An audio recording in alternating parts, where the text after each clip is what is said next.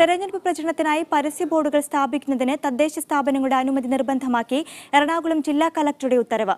യോഗം ചേരുന്നതിനോടനുബന്ധിച്ച പതാക, പോസ്റ്റർ തുടങ്ങിയവ പ്രദർശിപ്പിക്കുന്നുണ്ടെങ്കിൽ അവ യോഗം ചേരുന്നതിന് തൊട്ടു മുൻപ് മാത്രം സ്ഥാപിക്കുകയും ശേഷം എടുത്തുമാറ്റുകയും ചെയ്യണമെന്നും കളക്ടർ നിർദ്ദേശം നൽകി. തെരഞ്ഞെടുപ്പ് പ്രചരണത്തിന്റെ ഭാഗമായി ഹോർഡിംഗുകൾ സ്ഥാപിക്കുന്നതിന് ബന്ധപ്പെട്ട തദ്ദേശ സ്വയംഭരണ സ്ഥാപനത്തിന്റെ അനുമതി നിർബന്ധമാണെന്ന് ജില്ലാ കളക്ടർ മുഹമ്മദ് വൈസഫറുള്ള അറിയിച്ചു.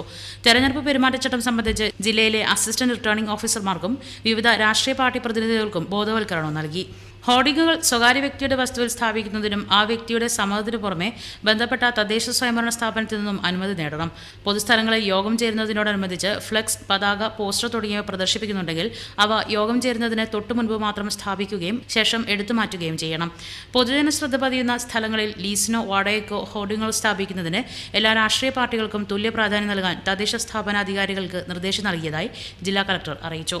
വിവിധ സാമൂഹ്യ മാധ്യമങ്ങളിലൂടെ പ്രചരണം നൽകാനുള്ള സന്ദേശം കളക്ടറേറ്റിലെ media certification and monitoring committee മുമ്പാകെ സമർപ്പിച്ച് പ്രചരണാനുമതി നേടിയ ശേഷമേ പോസ്റ്റ് ചെയ്യാവൂ.